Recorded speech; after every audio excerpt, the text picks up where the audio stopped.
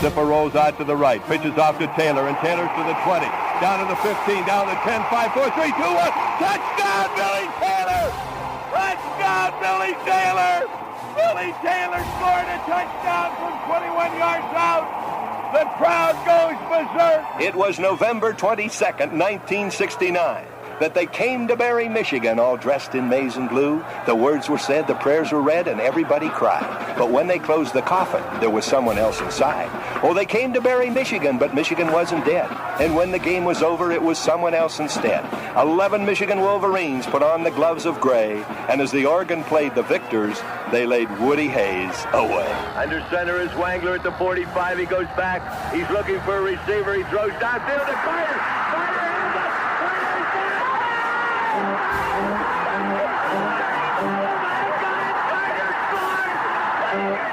Who's got it better than us? Nobody!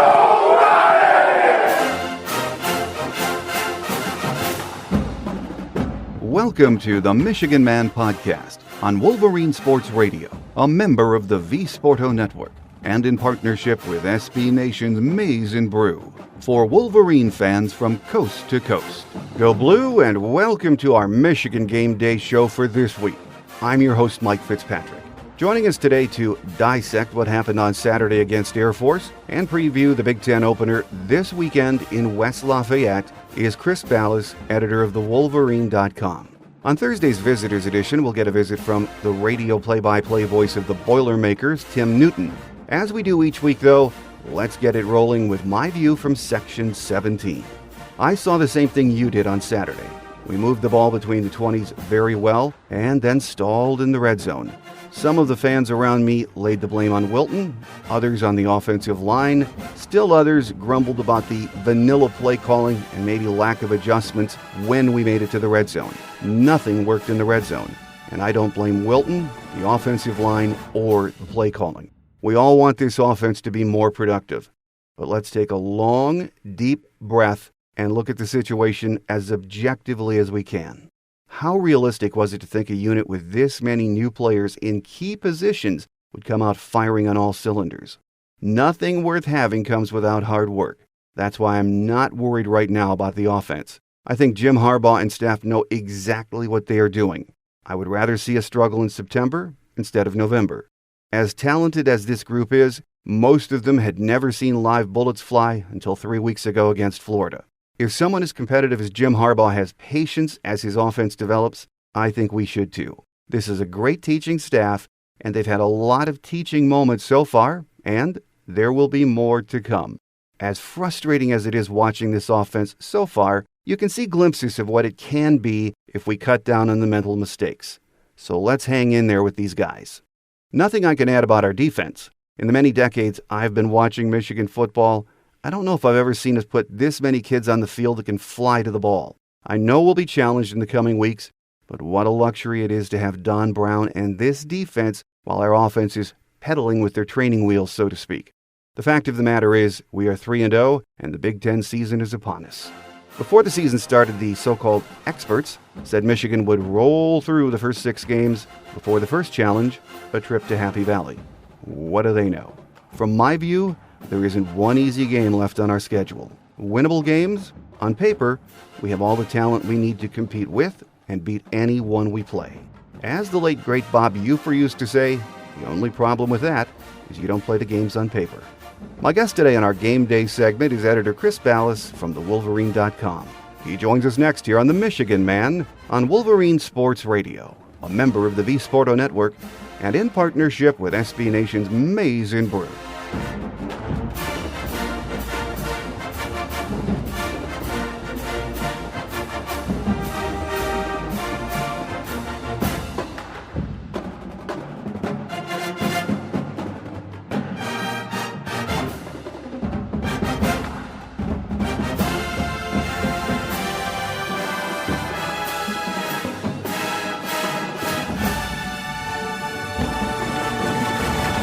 Joining us this week is Chris Balas, editor from thewolverine.com, to recap Saturday's 29-13 win over Air Force and discuss Saturday's road trip to all of a sudden resurgent Purdue, which we'll get to in a few minutes. Yeah.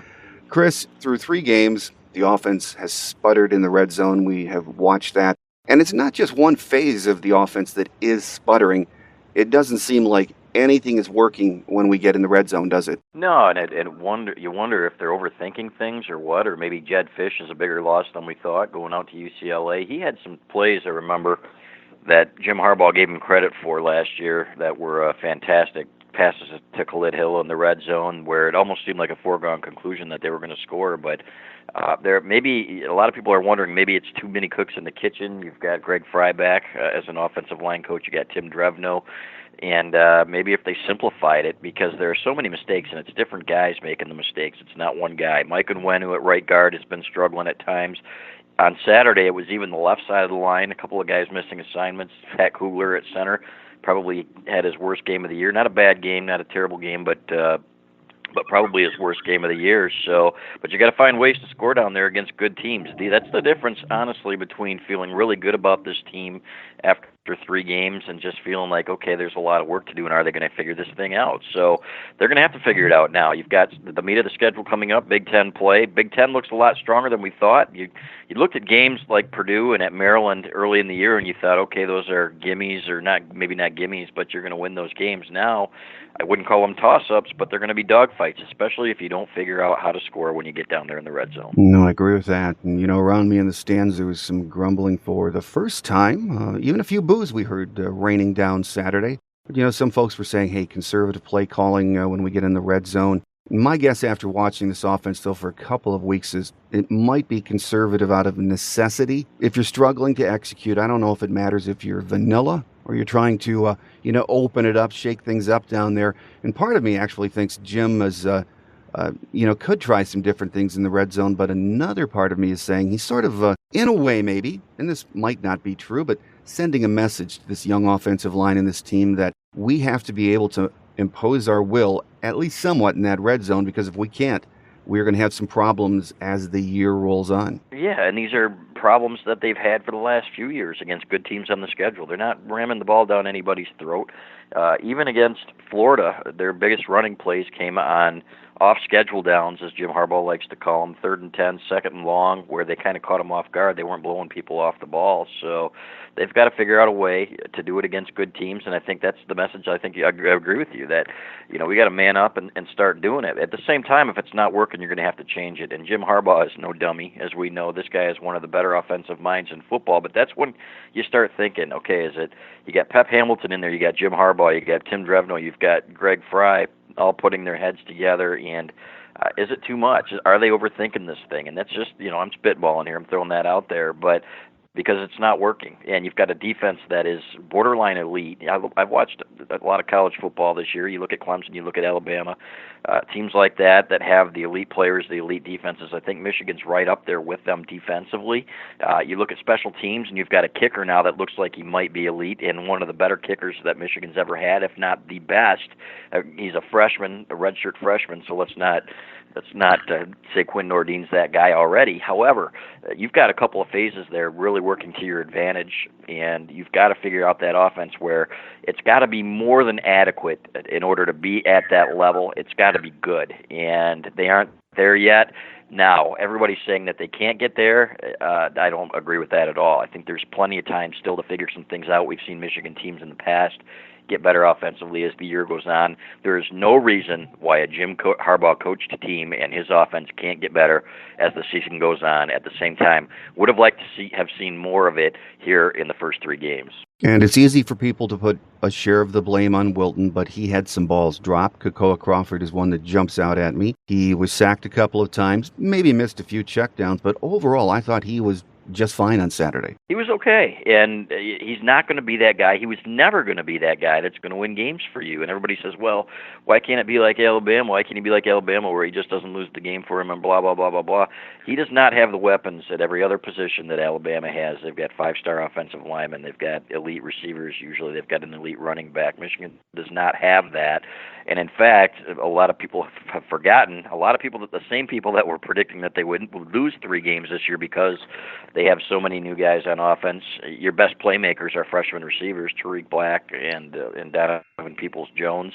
Ty Isaac's a 5th-year senior, but he's a good back. I wouldn't call him an elite back. So, and you're breaking in new tight ends. You lose Jake Butt, you lose Amara Darboe, you lose Jay Uchesson, and guess what? All 3 of those guys are playing in the pros right now. So you're going to have to out-scheme people a little bit, and he's going to have to do some things with, for example, Kakoa Crawford on the first play of the game, and I'm not picking on the kid, but that's a 50-50 ball down the sideline where your receivers like Braylon Edwards, maybe a David Terrell, guys like that, would at least have a good shot to come down with that ball.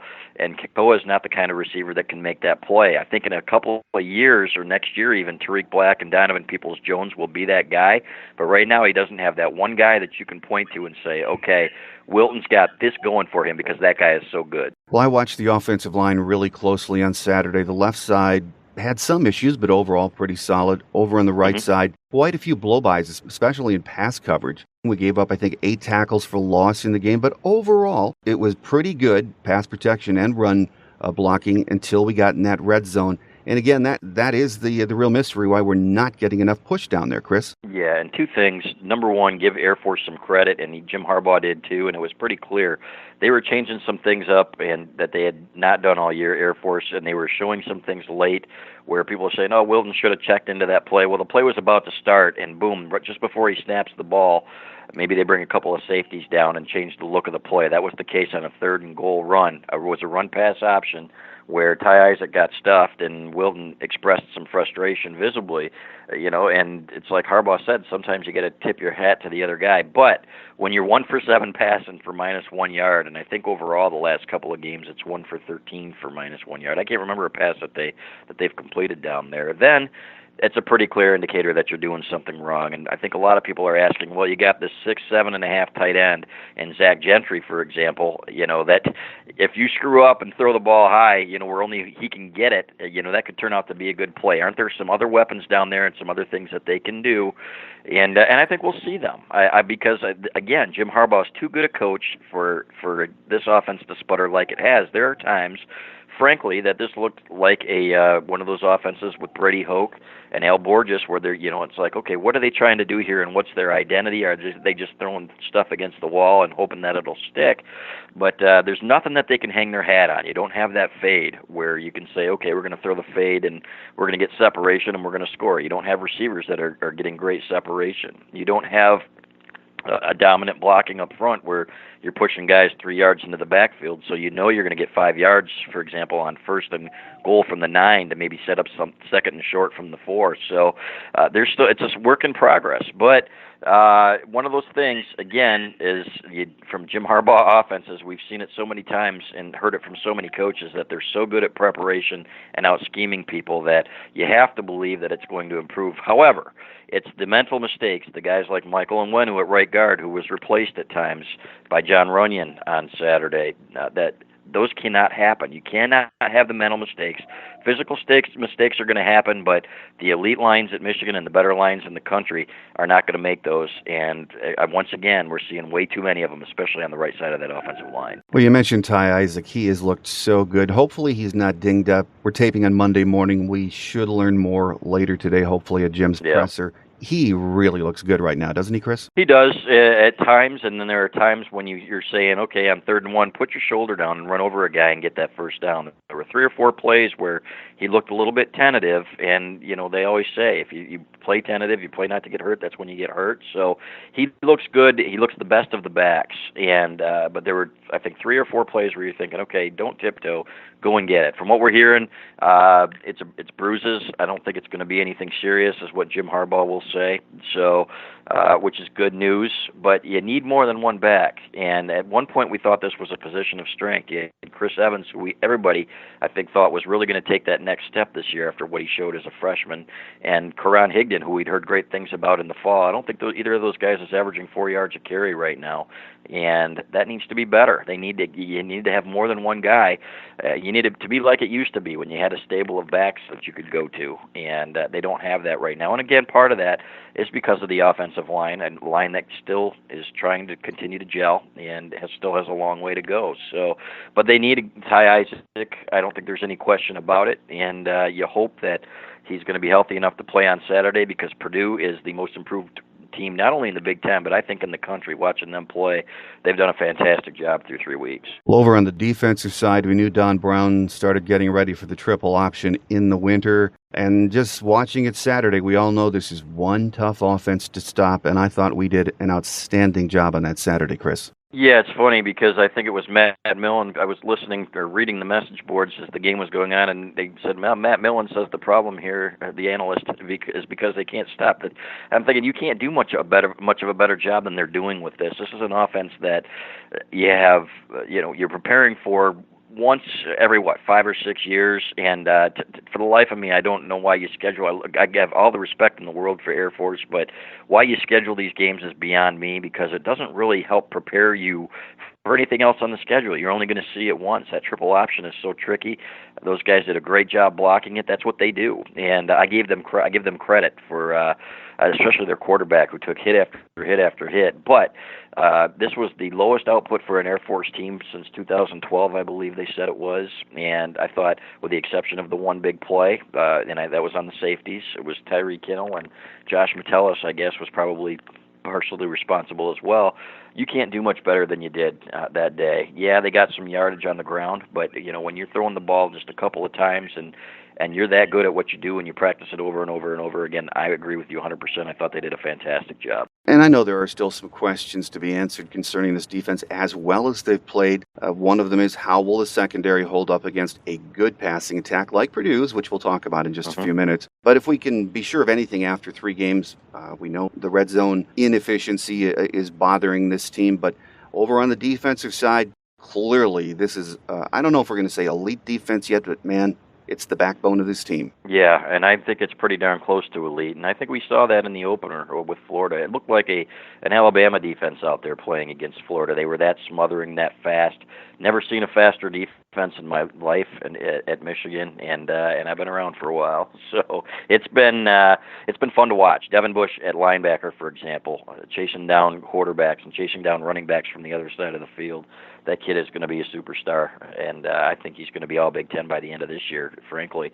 So you got to worry a little bit about the other linebacker position. Mike McCray was a little bit slower against Cincinnati. They found a couple of things on film that they could exploit. You got to see how they're going to hold up when teams run to his side of the field and try to get outside the defense. But this defensive line, I think, has been as good as advertised. I think the linebackers, like I said, in the secondary has been a pleasant surprise, especially at cornerback. They've been beaten a couple of times deep. But overall, I think this is going to be, like you said, this Purdue game is going to be a big test. We're going to see how good they really are against a team that can really throw the ball. And on special teams, I like Donovan Peoples-Jones on punt returns, and I know he had the ball security issues last week, and yes, that has got to be better. But Saturday's punt return, maybe a glimpse of what this kid can do, and he's just fearless fielding the ball back there, Chris. He sort of reminds me, and I know he's got a long way to go. I've mentioned this before, but he reminds me of a Steve Breston back there, how you think he's not going to put that right hand up. It's coming back. And yeah, he just looks like a natural, doesn't he? Yeah, and he's a strider, too, kind of like Breston. It doesn't look like he's moving that fast, does it? And then all of a sudden he turns the corner, and you see him moving, and everybody's like, is he really fast? And then he's pulling away from people. But he's got that knack, and what you saw in his 79-yard punt return was once he got to the middle of the field, he wasn't putting his head down and thinking, okay, I'm going to get 10 yards. It's like, how can I get this to the house? And that's what playmakers do. And you knew once that punt was up and that he'd outkicked his coverage that there was going to be an opportunity here for a good punt returner to make something happen, and he did. I think he also had a 25-yarder, if I'm not mistaken, on another kick. So I think this is a kid that the sky's the limit. I think we're going to see more and more of him. Hopefully Tariq Black is okay, the freshman wide receiver. We've heard things that he may be out for a while. We'll have to see what Jim Harbaugh says about that today. But if that's the case, then Donovan Peoples-Jones is going to get thrust in there, and we're going to see even more what he can do at receiver, and I think it's going to be really good, especially next year. But as the year goes on, this kid's going to get more and more of a chance to show what he can do. Well, we talked about what an impact redshirt freshman Quinn Nordine has been field goal kicking for us. Punts, though, that's another story. Will Hart has had his struggles in the punting game. He had another shank on Saturday, averaged right around 37 yards per punt. And I'm sure he knows this, but he needs to be better, Chris. Yeah, and I asked Harbaugh about that in the press conference, and you're always a little bit concerned to ask that question because Jim is very protective of his players, but it's pretty obvious. There have been down and distance situations and bad momentum plays or series where, okay, your punter has a good chance here to switch momentum back with a huge kick, maybe pin somebody deep, and instead of doing that, adds to the misery by shanking something. Again, he did it again on Saturday. He did it against Florida, where it's like, or Cincinnati, where, okay, they had a bad series of downs on offense. Let's get a good punt here and see if we can get the momentum back, and it doesn't happen. So I did ask Harbaugh about that. He said Brad Robinson is still in the mix, the true freshman, who he said was the best true freshman punter he'd ever had. So he said we're going to play the best guy there. And if Brad Robbins were to have a good week of practice and continue to do that, they would burn that red shirt, and I think that he could be a weapon. Now, the one thing that Harbaugh also said was this kid has not dropped the ball and he hasn't done anything disastrous, but in my opinion, that should not be the benchmark. You've got to have a guy in there that is going to be a weapon, especially if your offense is struggling, because you've got to win two phases of the game to have any chance if your offense isn't playing well. With us here on our Michigan Game Day segment this week, recapping the Air Force game over the weekend, is Chris Balas, editor from thewolverine.com. Chris, coming up, first true road game of the year Saturday as Big Ten play gets underway, and we travel to West Lafayette to take on the Boilermakers. They opened the season with a neutral site game against Louisville, played in Indianapolis, played them very tough. And maybe watching that game, people thought, well, Louisville was just sort of not ready to play, took them lightly. But they looked good, and then they trashed Ohio, and they stuck it to Missouri in Columbia on Saturday night. So far, at least in non-conference play, as you mentioned at the top of the show, this is the surprise team in the Big Ten. Yeah, and I think it's Ohio U that they beat in the second game, and Ohio U was the one that was picked to win the MAC or close to it. And that's when they got my attention, Mike. It was like, okay, maybe Louisville went through the motions. However, you were still impressed that Purdue came out and played well. But in the first game of the year, there's sometimes you can't tell. That second game was when they really got my attention, and I said, okay, this looks like a well-coached football team, a much improved football team. I predicted they would go on the road and beat Missouri. I did not predict that they would win as big as they did. I think 35-3. They've got a different attitude. They've got a great coaching staff, and it's good to see, frankly, because Purdue's been so lousy for so long, so I give them credit. You're going to see a lot of screen passes. Michigan's defensive line against their offensive line is still going to be a mismatch, but that tunnel screen that we saw, for example, that Cincinnati used against Michigan, that's something that you got to be wary of. I thought Michigan did a much better job defending that in the fourth quarter and taking that away, and really gave Cincinnati fits, and they had to struggle moving the ball after that. But this is a different challenge. We're going to see what receivers all over the field. We're going to see if Michigan has the depth at defensive back that you hope they have to be able to counter that, because they're going to look for mismatches and they're going to test. So we're going to see what happens. But really, it comes down to, again, putting enough points on the board. You cannot rely on your defense every week to win games for you. You're going to have to put some points on the board. God bless Quinn Nordine and his 5 field goals, but I would rather see him kicking 5 extra points, and I think everybody else would too. So you've got to score touchdowns if you want to win ball games. It's going to be an interesting test. I think Michigan's only a 9-point favorite in that game, whereas at the beginning of the year you probably could have gotten odds. Michigan favored by 23, 24 points. So good first test in the Big Ten. I think Michigan will be ready for it. But again, protect the ball, number one. They've had way too many turnovers, and score some more points in the red zone. I think they'll be okay. Coach Jeff Brom has done an outstanding job, but no question about it. If you watched him at Western Kentucky, he had just such a wide open offense, to say the least. I've watched all 3 of their games now, and it kind of reminds me of Joe Tiller's basketball on grass. I mean, they just really attack from all angles. Yeah, that's a great point, and that's exactly what I was thinking, and you beat me to it. It's like, okay, it's really tough to defend. Now, Ron English, Michigan's former defensive coordinator, said, okay, we used to out-athlete them. So I would say you take him, you take him, you take him, and let the defensive line go to work, and don't let them get the ball off quickly where they're getting off the line. So that's what you got to do against a team like this. But again, this is a young secondary too, so it's going to be the biggest test for them. It's another big film week, and you're switching gears. They put so much time and effort into that triple option of Air Force. Now you got to come back and switch gears and prepare for an offense like this. Ideally, you would have been playing a team that, okay, you don't have to spend so much time on in week 3 so that you can peek ahead and cheat a little bit on what you're going to do against Purdue. That's not the case. So this will be a huge test for this defense, and it's going to be up to the offense, in my opinion, to put some points on the board. I think Purdue will score some points, not a ton, but if the offense doesn't get going, this could certainly be a game in the fourth quarter. As I mentioned, I've watched all 3 of their games, Chris, and David Blau, not a real big quarterback. He's not one of these 6'4", 6'5" kids. I think 6'1", right around the 210-pound mark. But one thing in watching 3 games I've noticed with him, he is very cool in the pocket, very accurate. Yeah, you don't want to call him Drew Brees, but he's got some of those characteristics, obviously, where he's very, very confident, and that's number one. That's what you need to run an offense like this, and you've seen that from him. So, Louisville got exposed a little bit against Clemson. They're not a great team, but they're a good enough team that you got to give Purdue credit for hanging with them. And they did not look like they were scared. So, and they're going to be confident going into this game, especially given what Michigan's been struggling with here in the last couple of weeks. So, it's not a great road environment or not a great home environment there. They don't much care, frankly. There have been times when we've been there that the student section's been mostly empty for the entire game, but I think there will be some excitement there this year because they've actually got a team to root for, and it'll be a fun one to watch. On one of the Purdue websites, I noticed on Saturday, it said, this is one of their trivia questions, when was the last time we sold out Ross-Ade Stadium? And it's already sold out for this week from just what I gathered from that site. So, Yep. And it's homecoming, and it's a national 4 p.m. game on Fox, and you're playing a team with confidence, and that's what makes me think, we've got our hands full come 4 p.m. Saturday. Yep, I agree with you 100%. They better bring it and better figure out how to score down there when they get close. They move the ball well. And you got to hope that some of your guys, you got to hope that Ty Isaac's going to play. And if not, next man up. But we'll see. It's going to be a fun one, I think. And great way to start the Big Ten season, Mike. Yeah, absolutely. A final question for you then, Chris. At Jim's post-game presser on Saturday night, I thought, he was very subdued in answering the questions. That's just how it looked when I watched it later on TV, especially when answering the questions on that red zone efficiency. He said, it's going to come. Do you get any kind of a sense that worry is creeping in regarding the offense with the staff? Not with Jim Harbaugh. I don't ever sense that he's worried. I sense that he understands that it needs to be better. And Tim Drevno said that early in the week, the offensive coordinator, he said, we've got to coach them better.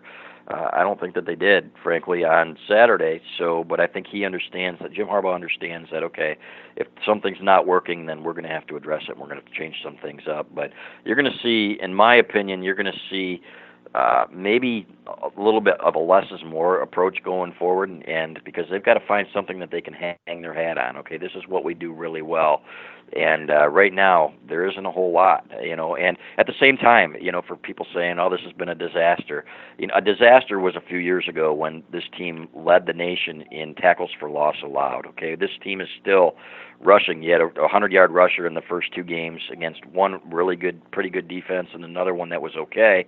And Ty Isaac certainly still got his yards on Saturday. So it's not like they're getting completely blown up and embarrassed. They've got plays that are working. Now they've got to make the plays that are there as well. You cannot have the drop passes, and you've got to be able to, when you're Wilton Spade, you've got to hit those receivers when they are open, and take advantage of that. I think they're right there where they think, okay, if we clean this up, we clean that up, we're going to be fine.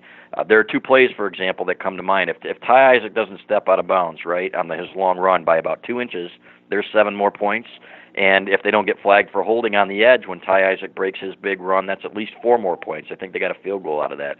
Then you're talking about 40 points against the stingy Air Force defense, and you're still feeling a lot better about yourself. So I think they're there. That's not to say that they don't have room for improvement, especially in the red zone, but I don't think it's as dire as people think it is. No, I don't think so either, and we'll get another good look 4 p.m. Saturday in West Lafayette. Our guest this week here on our Michigan Game Day segment has been Chris Balas, editor from thewolverine.com. Chris, always a pleasure to have you on the show, and thanks for taking the time early on a Monday morning. We look forward to the next visit. You bet. Thanks, Mike. Quick Hits is next as we close out another edition of The Michigan Man here on Wolverine Sports Radio, a member of the V Sporto Network, and in partnership with SB Nation's Maize and Brew.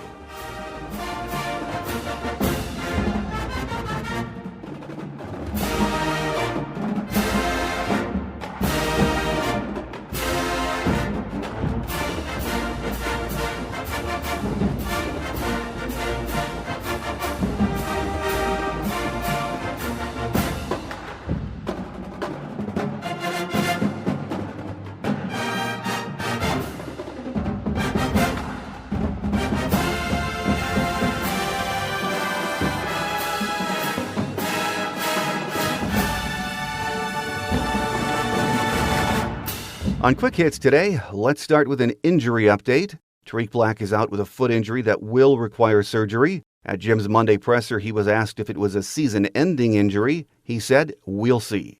Ty Isaac left the game on Saturday, and it didn't appear to be serious. From what we know, he is good to go for this Saturday. Kareem Walker is still working through a knee injury. Other than the normal bumps and bruises after 3 games, we are in pretty decent shape.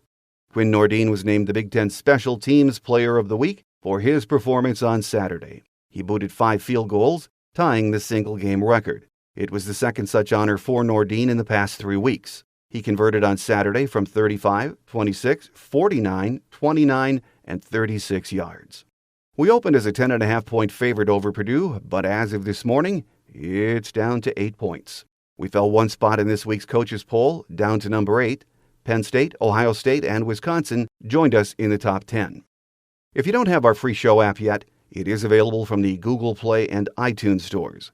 You can also hear the show on Stitcher, iHeart, TuneIn, and Wolverine Sports Radio. Thanks again to my guest today, Chris Balas, editor of thewolverine.com. Always great to have Chris on the show. On Thursday's Visitors segment, we'll get a visit from Purdue radio play-by-play voice Tim Newton. He has seen some lean years, to put it mildly, in West Lafayette, so it will be interesting to hear his thoughts on the resurgent Boilermakers under first-year head coach Jeff Brom. So make sure you join us on Thursday for that, and some of my final thoughts on our first true road game of the year, and of course, the Big Ten opener. That will do it for another game day edition of The Michigan Man.